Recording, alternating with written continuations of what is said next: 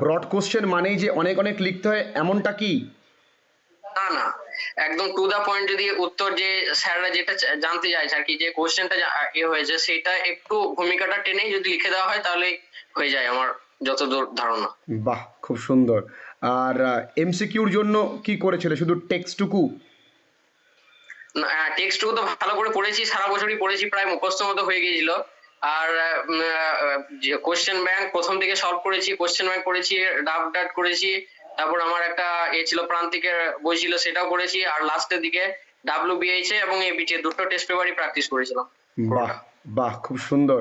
তো তোমার handwriting? MCQ আর grammar কোশ্চেনটা প্রত্যেকটাই করেছি আর কি। বাহ, ভালো লাগলো, তুমি এত সুন্দর রেজাল্ট করেছো, তোমার উজ্জ্বল ভবিষ্যৎ কামনা করি। খুব ভালো থেকো বাবা, পরে কথা হবে আবার। হ্যাঁ মাসুদ? ঠিক আছে স্যার। ঠিক আছে। হ্যাঁ স্যার, ভালো থাকবেন। একদম একদম।